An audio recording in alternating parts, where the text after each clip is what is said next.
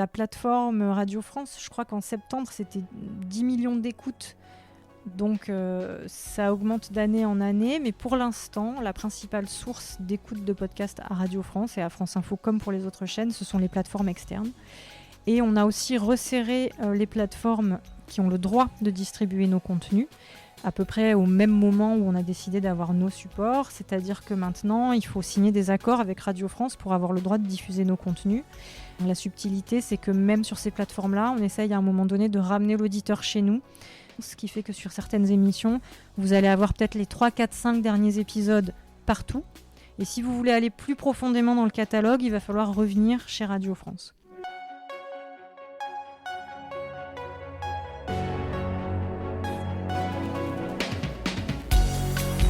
Bienvenue dans Mediarama, le podcast du futur des médias.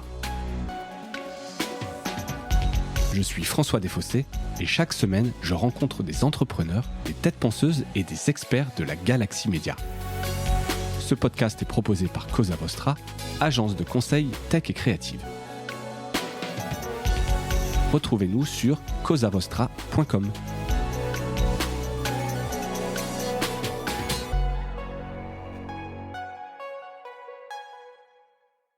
Bonjour à toutes et à tous et bienvenue dans ce nouvel épisode de Mediarama.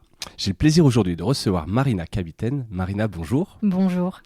Et merci d'avoir accepté cette invitation. Donc Marina, tu es chef du pôle audio et vidéo numérique de France Info, donc au sein de Radio France. Tout à fait.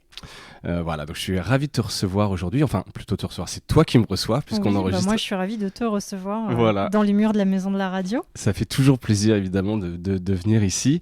Donc, petite carte d'identité. Radio France, il y a beaucoup de choses qui se passent au niveau de l'audio. On a déjà eu l'occasion à ce micro de recevoir quelques personnes, Vincent Giré, Laurent Frisch, donc sur différents postes.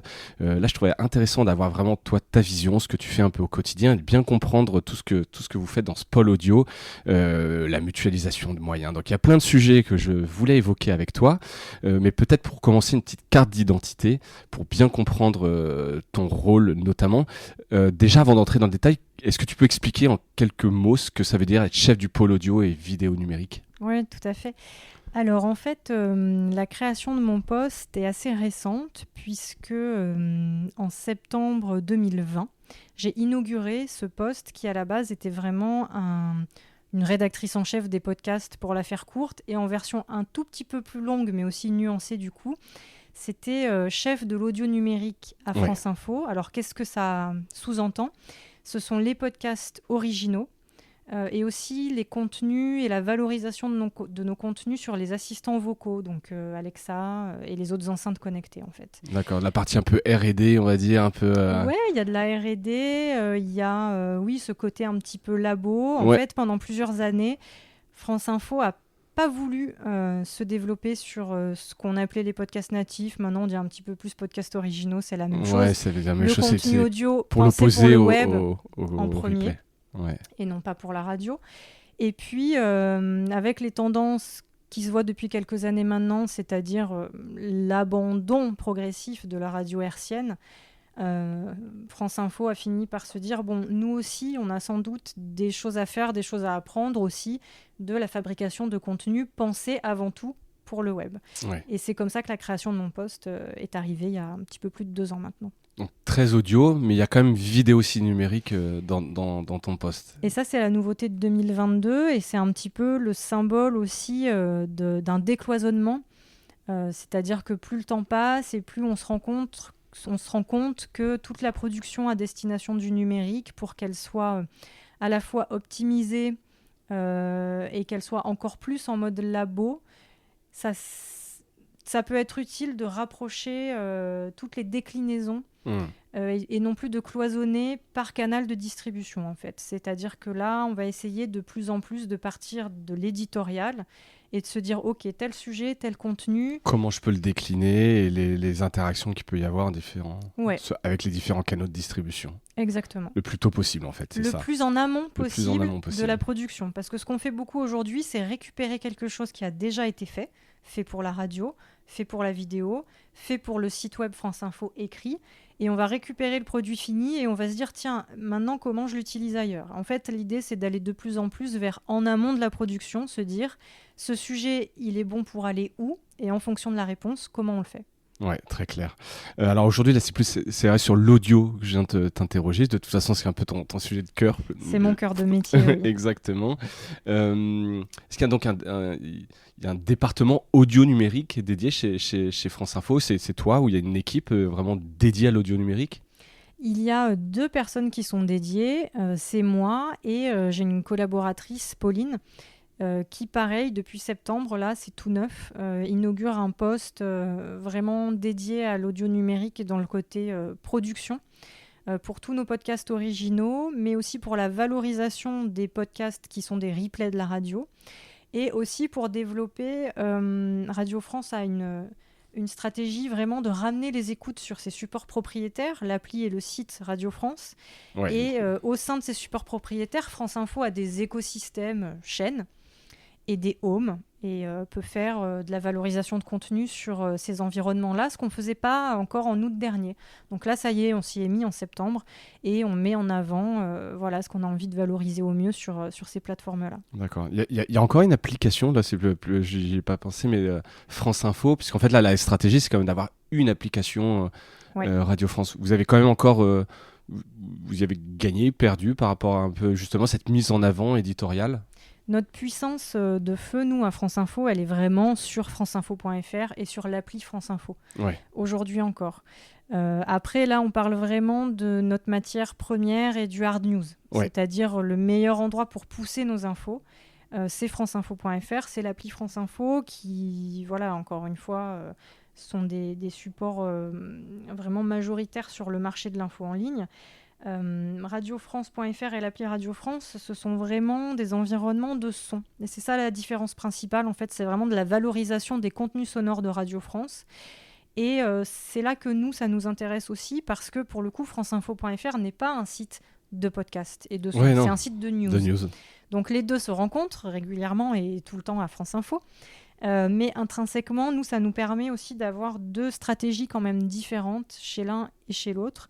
Et notamment pour les podcasts, pour nous, c'est important d'avoir cette appli et ce site Radio France, parce que c'est vraiment un écosystème qu'on peut comparer à Apple Podcast, à Deezer, à Spotify, ce qui n'est pas du tout le cas, aussi puissant qu'il soit, d'un site de news comme France Info. Ouais, clairement.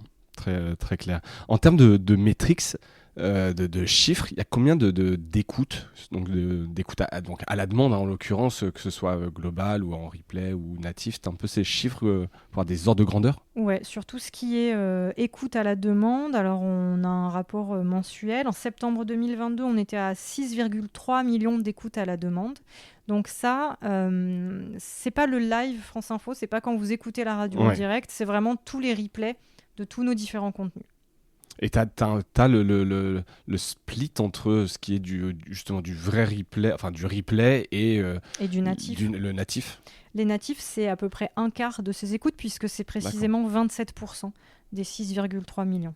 D'accord, donc c'est quand même important, quoi. C'est quand même un gros morceau, le natif. C'est quand même un gros morceau. Alors le gros morceau du gros morceau, parce que donc, le top 3 de nos réécoutes en ligne, c'est en numéro 1, il y a le fil info, qui est le rappel des titres, ce qu'on peut appeler le rappel des titres, donc le petit résumé de l'info que vous entendez toutes les 10 minutes à la radio France Info, qui est mis en ligne. Juste derrière, il y a notre émission du soir, Les Informés, qui est notre émission un peu de talk autour de Jean-François Aquili tous les soirs. Et en numéro 3, on retrouve un podcast natif, puisqu'il n'est diffusé que sur vos environnements numériques. Sur les environnements numériques. Ce sont les Flash Echo, et qui marchent très très bien. D'accord. Donc c'est vraiment un format natif qui n'a rien à voir avec... on ne retrouve pas l'équivalent en live en radio. Non. Bon, tu pourras nous en dire peut-être un petit peu plus tout à l'heure, ça m'intéresse justement un peu de voir ça. Je continue un peu sur la carte d'identité. Vous avez des objectifs d'audience ? Les objectifs d'audience, on va dire, c'est de faire toujours plus d'audience. On n'a pas d'objectif chiffré. Toi, t'as pas un objectif chiffré qui te dit tu dois faire ça. Non. C'est vraiment faire plus et mieux en qualité. C'est quelque chose de... Alors, j'allais dire flou, le terme est vraiment pas bon, c'est pas ce que je voulais dire. Mais tu dois être si t'es en progression et que retours utilisateurs sont bons, C'est ça. vous êtes content. Ouais, c'est plus une question en fait de dynamique aussi, et de courbe, que de chiffres intrinsèques. Par exemple, on en reparlera un petit peu plus tard sur les natifs, mais France Info, c'est une petite radio de podcast natifs. Déjà, c'est structurel. On n'est pas une radio de programme comme France Inter ou France Culture avec des grandes émissions des grands qui se rendez-vous. réécoutent très bien en fait en replay. Nous, on est sur ce qu'on appelle de l'info en continu, avec beaucoup de choses qui sont datées très vite. Donc, c'est vraiment une culture très différente. Ce qui nous intéresse aussi avec tout ce qui est podcast et podcasts originaux, c'est de prendre le train de l'évolution de la radio, parce qu'en fait, on se rend compte que le podcast, c'est aussi le reflet de l'évolution des attentes des auditeurs de son en général. Tu vois, avant de commencer l'émission, tu me demandais si on pouvait se tutoyer. Je t'ai dit oui. Le tutoiement, c'est quelque chose qui est très podcast. À la radio... c'est l'inverse, ouais. C'est plutôt l'inverse. Ça ne se fait pas le tutoiement à la radio. Pour la première fois cette année, on a une chronique 1 degré de conscience sur France Info avec Salomé Saké et Emma Aziza. Qui est hyper bien d'ailleurs. Dans laquelle elle se tutoie. Ouais. Et je pense qu'on peut dire que ça n'était jamais arrivé sur l'antenne de France Info. Et ça, on le doit au podcast. Donc les deux univers infusent mutuellement l'un dans l'autre. Et au-delà du côté audience, qui bien sûr est important pour nous, hein, c'est pas parce qu'on est dans le service public que vous faites ce que vous voulez. Voilà, et qu'on n'a pas ce souci que ça marche, quoi, hein, puisqu'on engage des moyens, donc on a envie que ce soit utile au plus grand nombre. Mais il y a quand même aussi ce côté labo et faire évoluer la radio hertzienne qui, même si elle décélère, reste totalement prédominante sur le marché par rapport aux podcasts originaux aujourd'hui en France. Ouais, c'est clair. Mais t'as pas besoin, ce que j'entendais parler, je citerai pas un groupe média qui arrête des séries de podcasts au bout de 3-4 épisodes si l'audience n'est pas au rendez-vous. Vous pouvez toujours aller au bout d'un programme, même s'il rencontre un peu moins de succès qu'escompté, sans vous se mettre des objectifs. Vous avez justement, tu dis ce côté labo, vous pouvez quand même pousser des expériences jusqu'au bout sans avoir à couper un peu violemment au milieu d'une saison. Alors c'est vrai que c'est l'avantage du numérique aussi par rapport à la radio, c'est qu'on n'est pas contraint dans une grille qui est construite pour durer une saison. Normalement, quand il y a vraiment un gros truc qui se passe, on peut changer en janvier, mais enfin entre septembre et décembre et janvier et juin, une grille radio, ça bouge pas. Non. Nous, sur le numérique, on peut s'autoriser. Ça nous est arrivé à France Info, en se mettant au podcast original, de faire 6 ou 7 épisodes d'un podcast original, donc d'un concept qu'on lançait. Et puis, ça s'est arrêté là. Et d'ailleurs, il faut réaliser aussi que pendant longtemps, non, c'est pas vrai, ça a duré genre 2-3 ans, mais il y a eu un peu cette folie podcast il y a quelques années, qui n'était pas forcément rationnelle non plus, où tout le monde tirait dans tous les sens, et une idée égale un podcast. Oui. Tout était sujet, tout le monde avait son podcast, tout et était je sujet. crois que maintenant on est passé un peu plus dans une phase de rationalisation, parce que le podcast c'est aussi un investissement, et il y a une notion de retour sur investissement qui est importante, c'est-à-dire cet équilibre entre les moyens engagés et les audiences.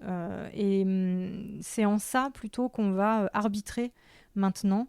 On se rend compte que créer une émission mère, c'est-à-dire un concept de podcast, un nom, un visuel et tout ça pour 5, 6, 7 épisodes, une saison, quoi. Et qui reviendra plus jamais. De fait, on va pas pouvoir s'installer dans le temps, on va pas pouvoir réalimenter et du coup réexposer les anciens épisodes. Et maintenant, de plus en plus, en fait, ce qu'on voit, c'est que les différentes chaînes, et nous compris, et c'est plutôt de créer, le mot est pas beau, mais des franchises, pour que tout le monde comprenne, de podcasts qu'on va pouvoir réalimenter, décliner le plus longtemps possible, pour les amortir aussi. Ouais, c'est ce qui est plutôt malin, enfin quelque part, qui a un sens économique. Et vu que c'est du public, tant mieux si c'est fait avec... Oui, avec le souci aussi de l'utilisation des moyens. Exactement. Les canaux d'acquisition principaux, alors j'imagine que vous faites évidemment pas d'acquisition payante d'audience, mais comment ça se passe, sur quelle plateforme vous êtes et sur cette acquisition, d'où vient l'audience?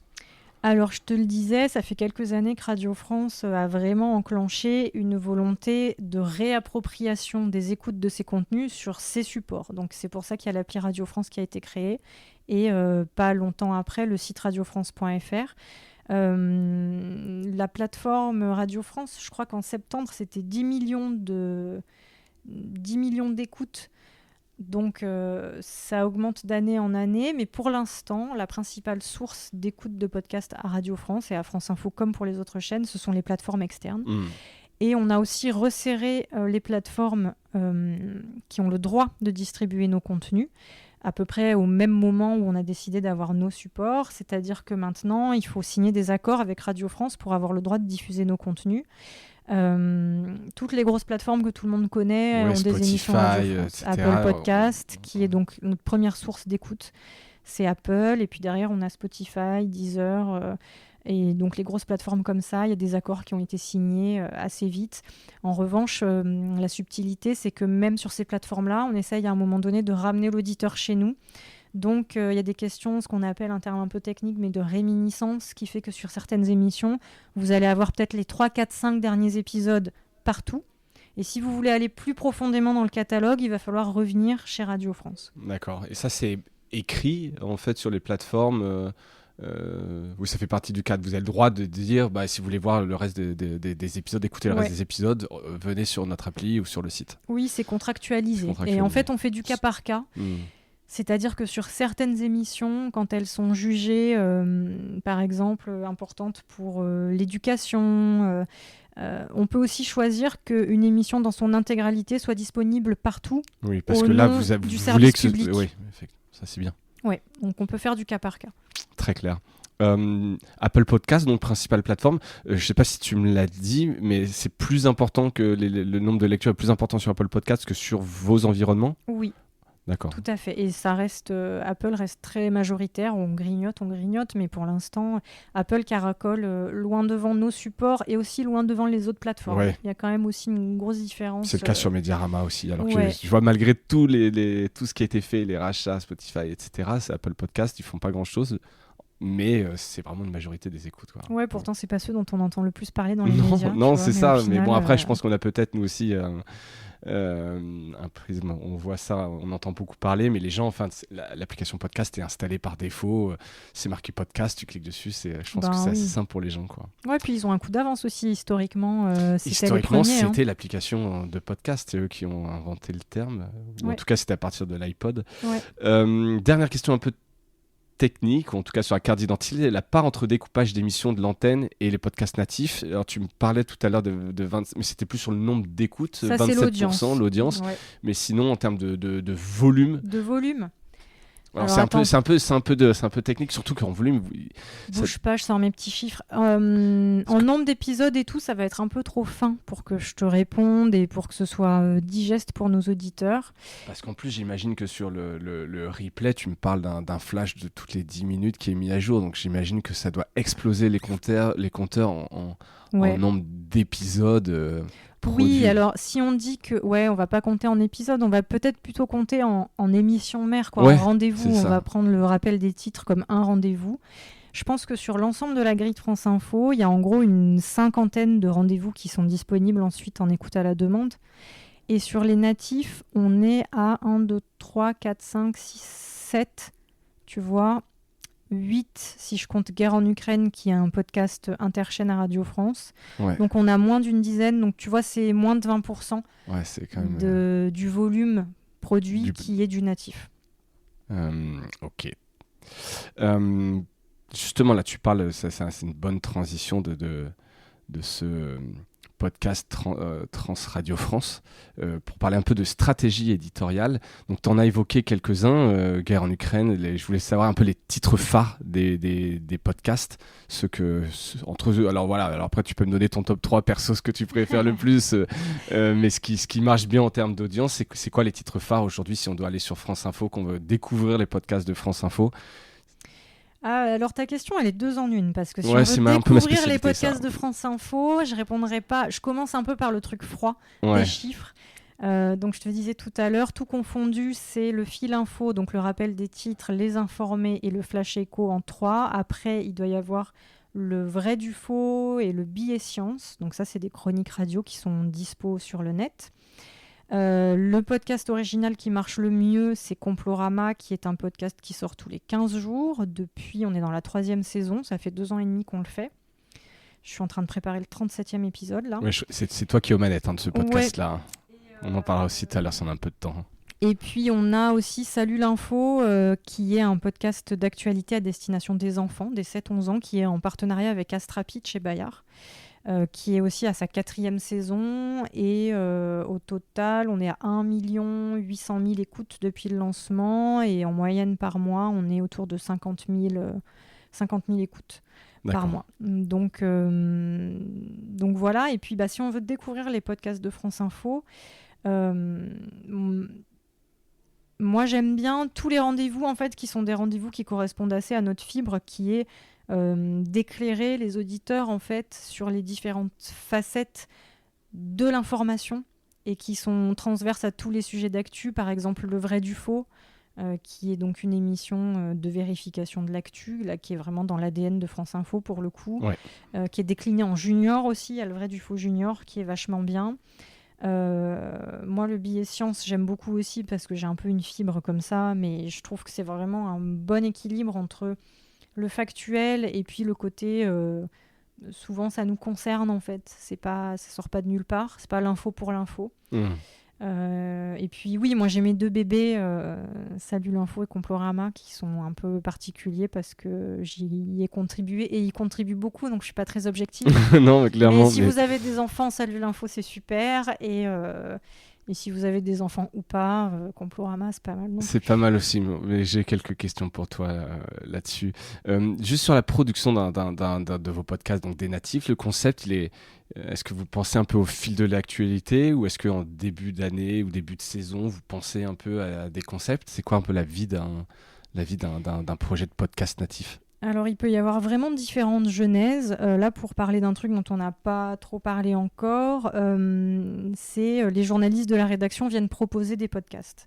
Donc ça arrive régulièrement.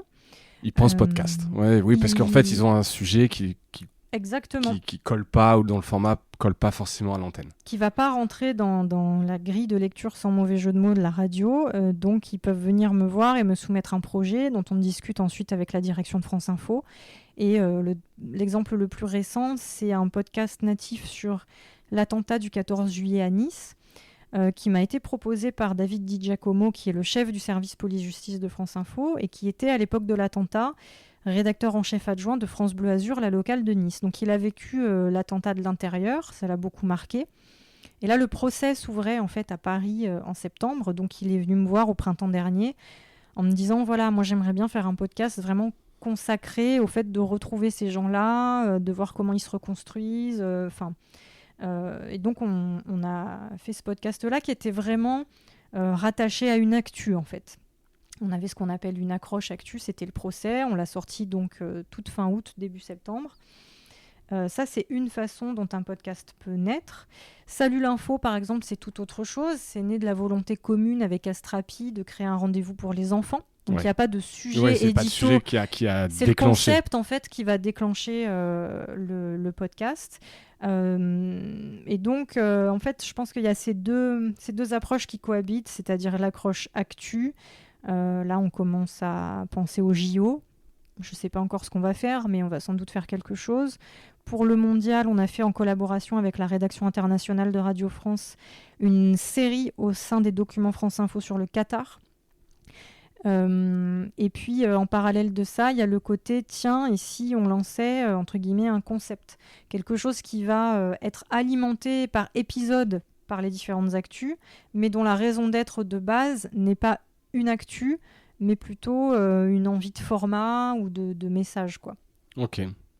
J'ai vu aussi alors j'ai plus le sujet en tête, je crois que c'était sur la guerre en Ukraine, mais un article qui intégrait de l'audio sur votre site.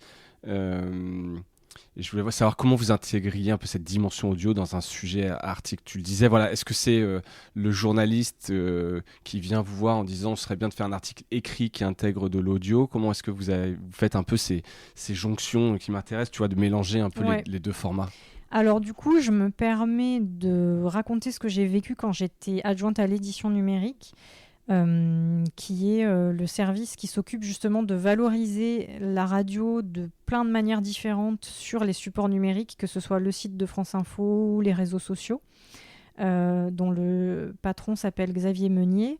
Et eux, en fait, ils ont toute une partie de leur production qui concerne la mise en ligne des chroniques de la radio. Et on appelle ça des pages diffusion. Donc c'est comme un article en ligne, voilà, sauf que le gabarit dans le back-office, désolé, c'est un peu technique, Non, mais c'est intéressant justement, je voulais savoir si vous aviez des outils de spécifique. prédilection, comment vous faites ça. C'est un outil en fait qui a été développé pour ça sur notre site, qui permet d'automatiser le fait que chaque jour, dans cette page qui se crée tous les jours, l'occurrence se crée chaque jour, et chaque jour, le son qui passe à la radio vient se rattacher automatiquement à cette page, que les journalistes de l'édition numérique viennent ensuite enrichir avec le titre, le chapeau, la photo, les tags, le texte évidemment, et ils les mettent en ligne sur franceinfo.fr. Donc il y a cette possibilité-là, vraiment avec des gabarits techniques à dispo. L'autre possibilité, c'est qu'on a des passerelles en fait, techniques entre notre logiciel de montage Netia, Radio Assist, et le back-office de France Info. Si je fais un double-clic sur un petit icône dans le logiciel de montage, mon son, mon reportage ou mon interview va arriver dans la bibliothèque de son du back-office. Et donc, je peux la drag and dropper dans un article. Directement dans l'article à l'endroit que tu veux. Ouais, à l'endroit que je veux, comme je mettrais une photo ou une vidéo. Et tu penses qu'il y a des usages sur justement lire un article, puis faire une pause pour écouter un extrait audio et revenir à l'article. Tu as des retours là-dessus Oui, on a des retours qui nous montrent que les gens cliquent très peu sur les sons dans les articles. C'est pour ça aussi que je te disais tout à l'heure, pour nous, c'est important d'investir aussi l'appli et le site Radio France, qui est vraiment plus une plateforme de podcast. Ouais, audio. Quand on lit un article news, en fait, on vient a priori pas chercher le son. Et il peut y avoir plusieurs raisons qui font que, entre guillemets, on met le son quand même. Alors déjà, dans ce que je te disais tout à l'heure, toutes les pages qui sont les replays des chroniques radio, il est assumé de dire... Là, vous êtes sur le replay de la radio France Info. Oui, donc, il est, entre guillemets, pas question de ne pas avoir le son quand tu vas sur la page. C'est le contenu que tu viens chercher, le contenu roi de l'article. Enfin, exactement. C'est la raison d'être, en fait, de cet article, le fait qu'il y ait une chronique qui soit passée à la radio. L'autre raison, ça peut être parce que le reportage éditorialement est très sonore. Parfois, il y a des sujets, d'ailleurs, il y a des journalistes dont c'est un peu la patte spécifique, où on est vraiment en immersion. La richesse du sujet, elle passe vraiment par les ambiances, les petits bruits de fond, on se sent embarqué. Et donc là, on va mettre le reportage parce qu'on se dit qu'il y a une déperdition d'informations si on ne met pas l'objet sonore en plus de l'écrit. Ouais. L'autre raison, ça peut paraître peut-être un peu anecdotique, mais en fait ça l'est pas. Ça peut être que quand on a des contacts qui nous accordent des interviews, des gens qui nous accueillent pour faire un reportage, eux ils vont aller, c'est leur moyen d'aller écouter le reportage en ligne parce qu'ils sont pas forcément derrière leur poste de radio au moment où ça passe, et donc ça peut être important du point de vue du journaliste et de ses contacts d'avoir l'objet sonore à disposition quelque part. Oui.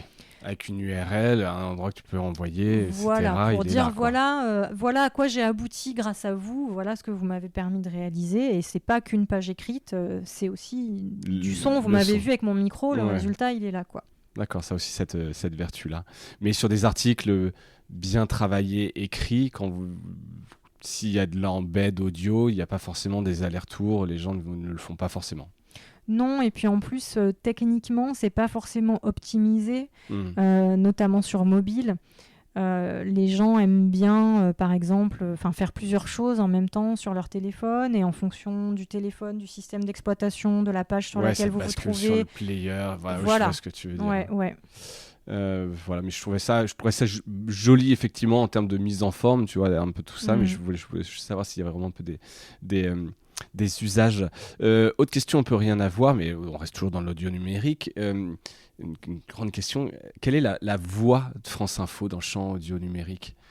Qu'est-ce qui la différencie des podcasts, des émissions d'actualité Je pense que ce qui la différencie, c'est ce qui la différencie partout, en fait. C'est sa ligne éditoriale, et c'est sa ligne éditoriale d'information vérifiée, rigoureuse, réactive, d'être au plus près de l'actualité, sans pour autant être dans la précipitation, d'avoir quelque chose de, encore une fois, de solide, de factuel aussi, de complémentaire.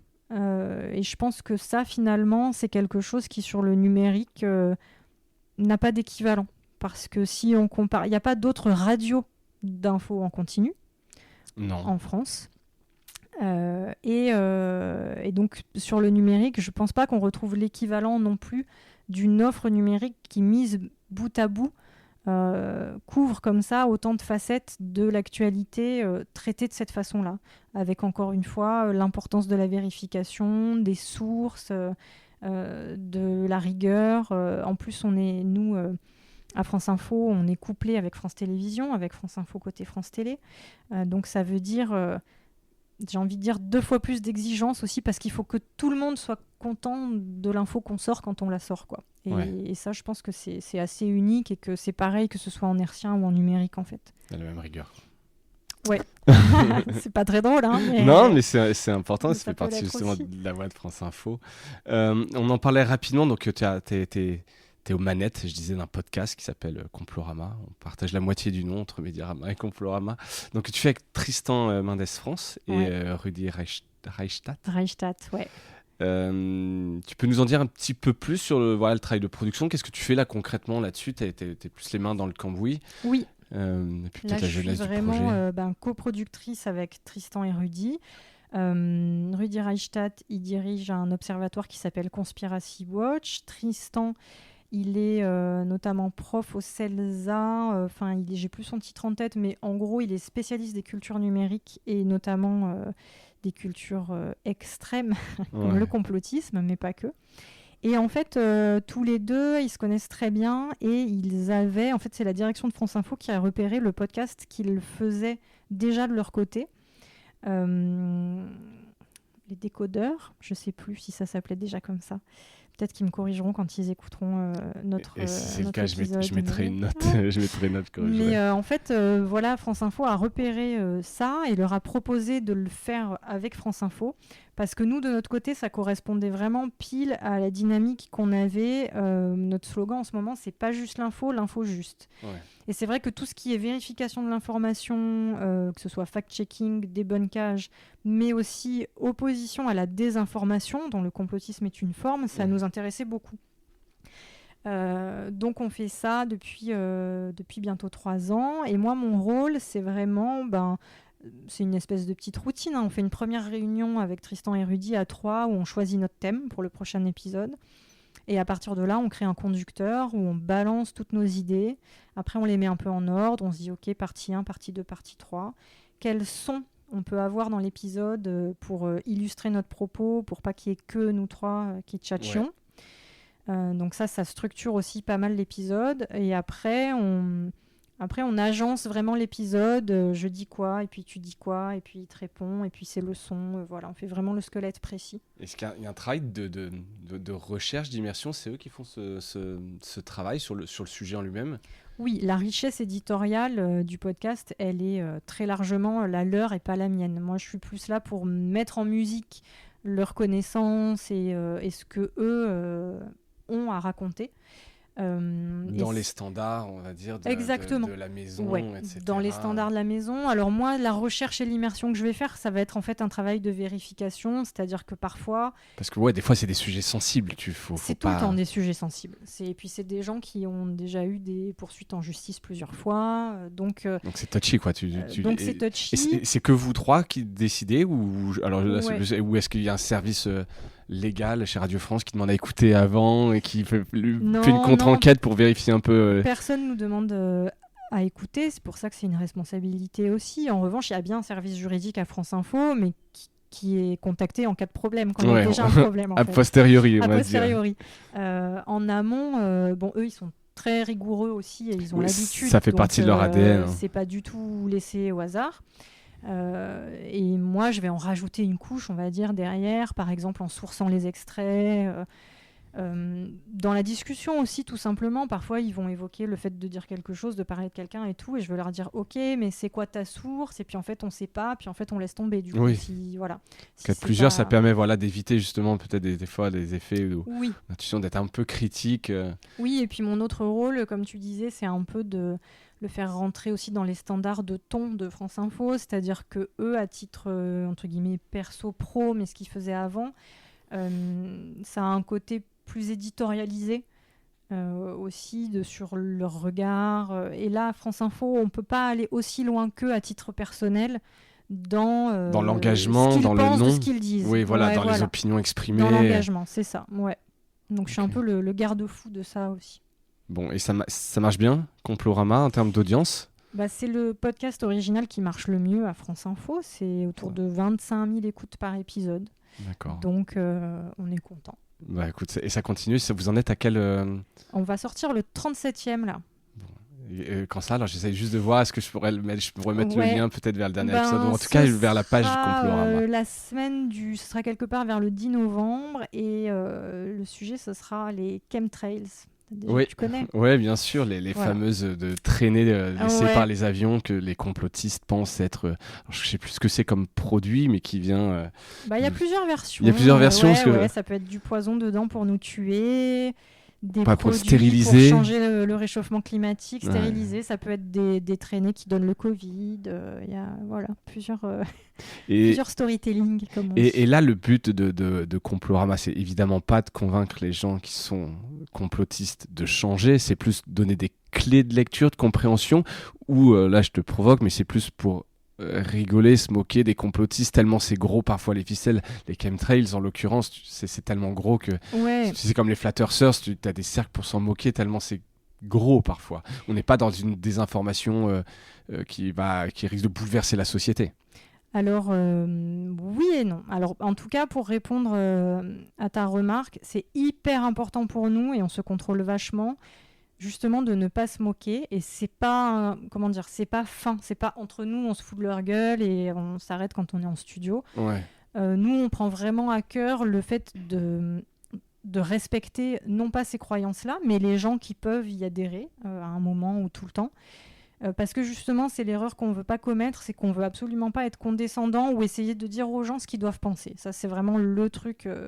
Puis ça marche pas en fait. Enfin, l'écueil ouais, bien sûr. qu'on veut éviter. Mais en revanche, ce qu'on essaye de faire, oui, on est tout à fait en conscience qu'on ne va pas, a priori, convaincre les complotistes que peut-être ce en quoi ils croient ne tient pas debout.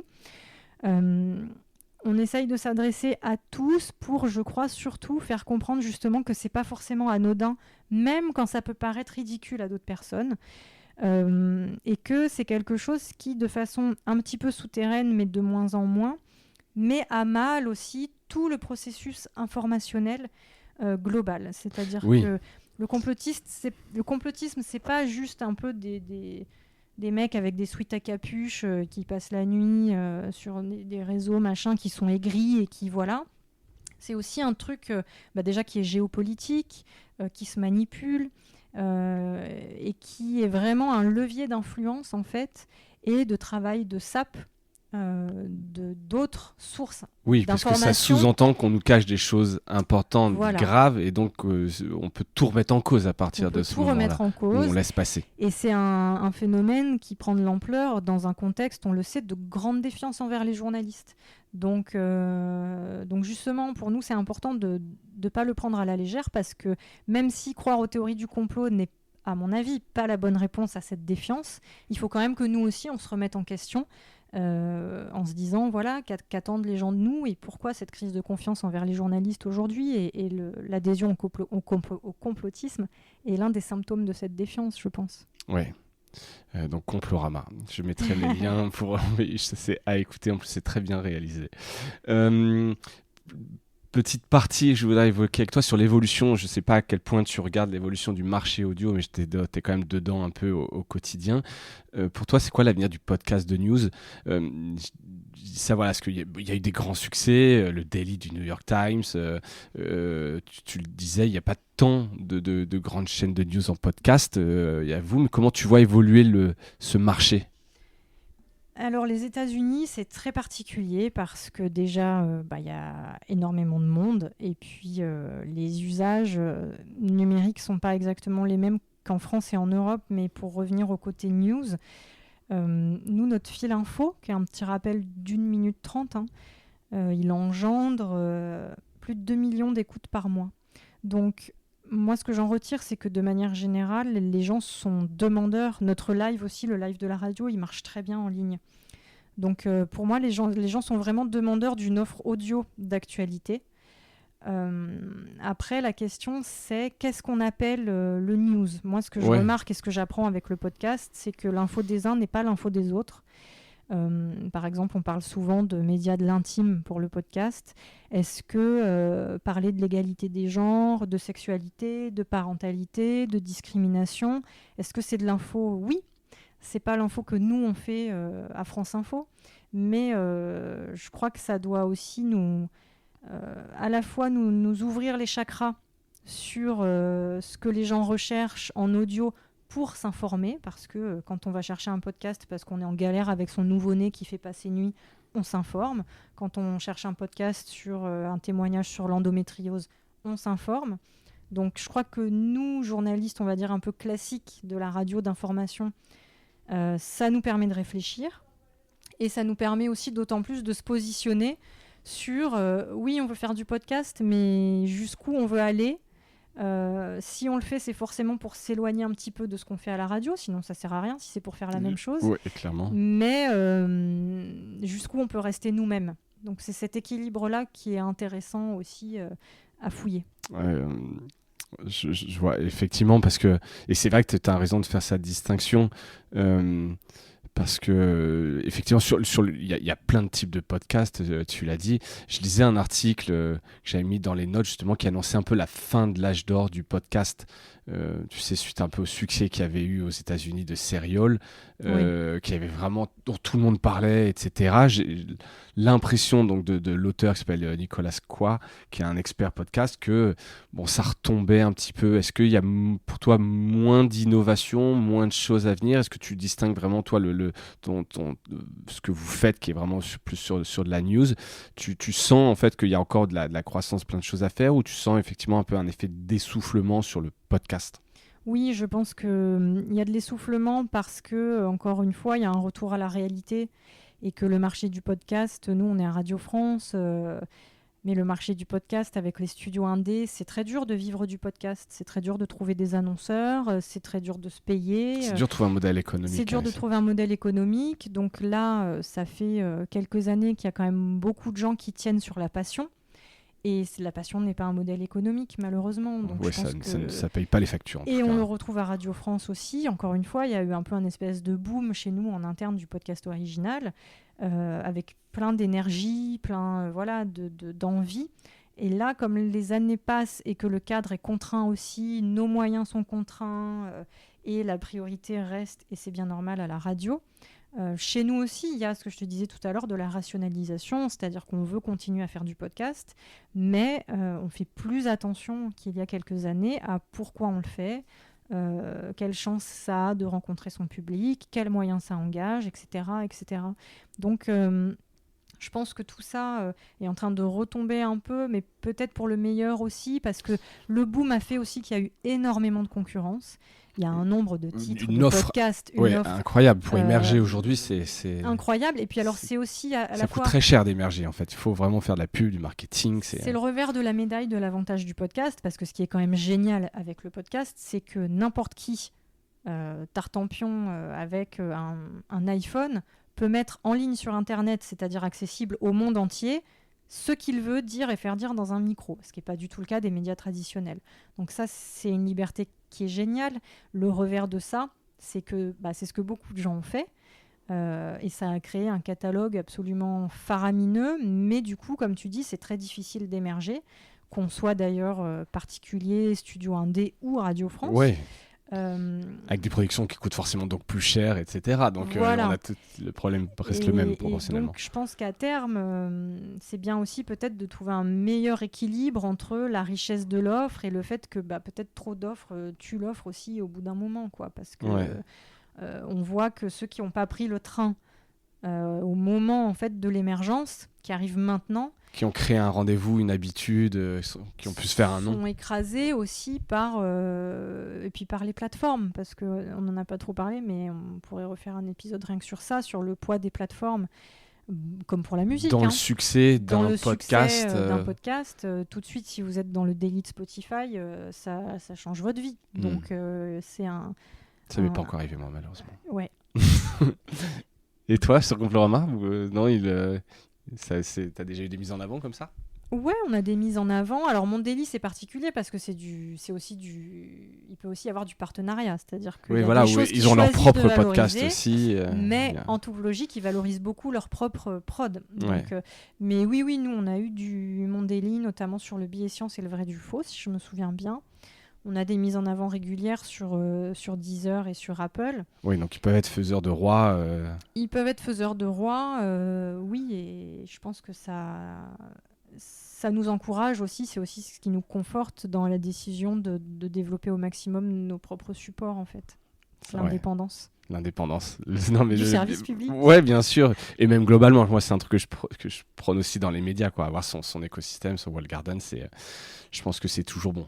T'es jamais à l'abri d'un changement d'algorithme, d'un changement, tu vois, là, Facebook qui arrête vraiment toute sa curation de médias pour remplacer par des robots. T'es pas à l'abri d'un grand changement de politique. Oui, et puis nous, on est 100% à la main quand vous voyez des podcasts mis en avant sur la home de l'appli Radio France. Ouais, c'est entièrement fait à la main, il n'y a pas d'algorithme, c'est vraiment l'équipe a décidé de faire. Ouais. Ça, c'est bien, c'est important de le dire. Avant de passer un peu au futur rapidement, sur la diversification, est-ce qu'il y a des idées de circulation de contenu audio ou d'adaptation en vidéo, documentaire, des livres? C'est des choses qui se font beaucoup aujourd'hui avec les podcasts qui sont un point de départ. Est-ce que tu as des idées, des projets, des choses qui sont arrivées comme ça en termes de diversification? Ouais, alors sur Salut l'Info, on a notamment un truc qui marche super bien, c'est qu'on va le faire pour la 3e année en 2023. On fait des webinaires à destination des scolaires. Donc on va au gros studio radio-télé de France Info, les classes peuvent s'inscrire. Je crois qu'on a eu, genre 50 000 élèves l'an dernier. Et on fait 1 heure d'échange en fait avec les classes inscrites pour expliquer comment on fabrique l'info, répondre à leurs questions, leur montrer un peu les coulisses de la fabrication du podcast, etc. Donc ça, c'est une des diversifications. On a aussi en projet d'en faire d'autres avec Salut l'Info. Complorama, on va aussi sans doute l'an prochain faire un épisode enregistré en public. Et puis, ouais, on a d'autres petits trucs dans les cartons comme ça, pas forcément encore actés, mais pour la diversification. Et puis, la diversification chez nous, elle est aussi par rapport à la circulation du contenu. C'est-à-dire que c'est aussi ce que je te disais au début de l'épisode sur mon post. L'idée, c'est aussi de décloisonner un petit peu les choses et de faire d'un podcast un article web, une vidéo. On l'a fait notamment sur le podcast de l'attentat de Nice. Oui. On a vraiment décliné le fond. On a fait un grand long form sur le site franceinfo.fr, un grand article. Une vidéo face cam avec David Di Giacomo qui parlait du podcast. Donc on essaye de faire ça de plus en plus aussi. Y compris avec les autres marques, les autres antennes de la maison? Non, ça pas encore. Alors il y a l'exemple de Guerre en Ukraine, donc qui est un podcast de la rédaction internationale de Radio France qui est co-distribué par Inter, Culture et Info. Où là déjà on commence à faire ça, mais pour l'instant c'est le seul exemple, mais je pense que à l'avenir ça pourrait encore arriver. Par exemple, France Culture a fait un podcast récemment sur Mérine avec Radio-Canada. Alors c'est pas en interne à Radio Non, France, mais c'est quand même, ils sont allés chercher une collaboration. Une chaîne francophone, ouais. Donc ça c'est cool. Sur le futur, alors là c'est la grande question, quelle perspective, espoir tu aurais pour le média audio, si on se projette dans quelques années?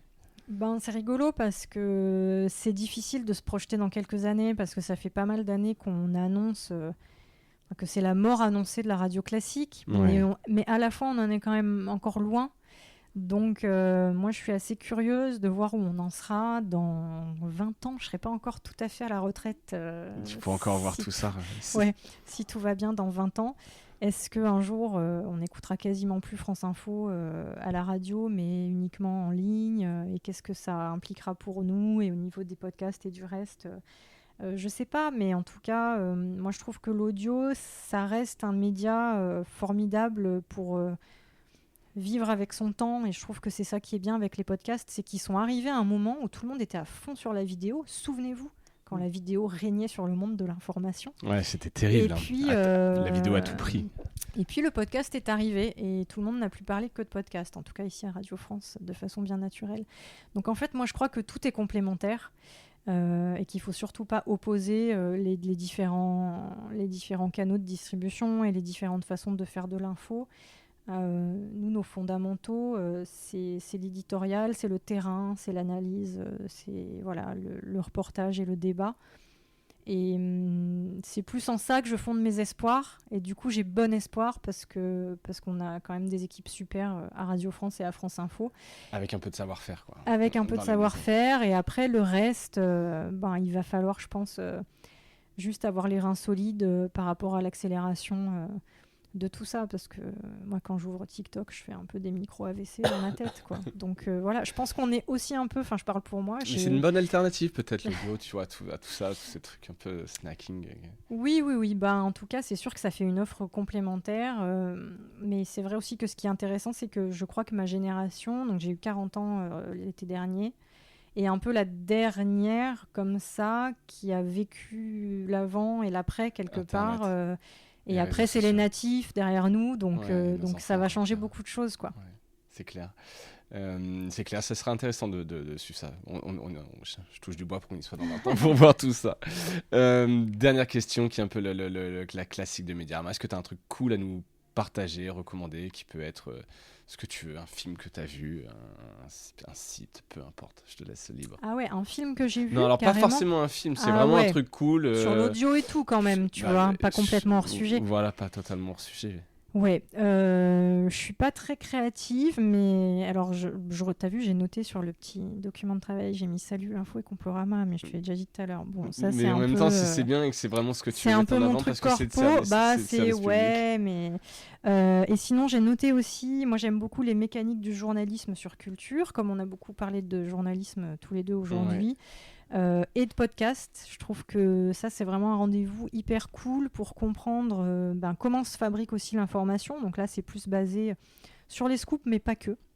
Il y a notamment une saison sur la Syrie, la découverte de l'utilisation des armes chimiques en Syrie, et un reporter de guerre très connu qui est allé en Syrie au moment de la guerre et qui raconte comment ça s'est passé, qui est juste ouf. Alors après, c'est un peu auto-centré journaliste, mais non, mais c'est en même temps, Mediarama, c'est aussi vraiment, ça, donc c'est intéressant de voir de ce point de vue. Ouais, je trouve que c'est très fort parce que c'est à la fois factuellement, on apprend plein de choses, et puis émotionnellement, ça nous embarque dans un truc vraiment puissant, quoi. Bon, et ben écoute, je mettrai les liens en tout cas vers tous ces podcasts-là, et puis évidemment vers Complorama. Merci beaucoup. Je t'en prie, merci Marina pour ton temps, et merci à toutes et à tous d'avoir écouté cet épisode. J'espère qu'il vous a plu. Salut!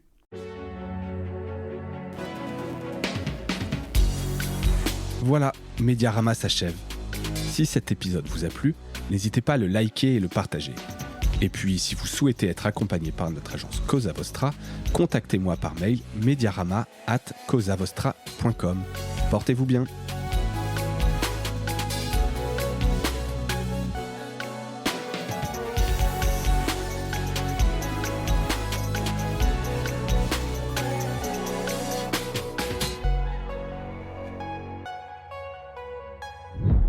Cosa Vostra.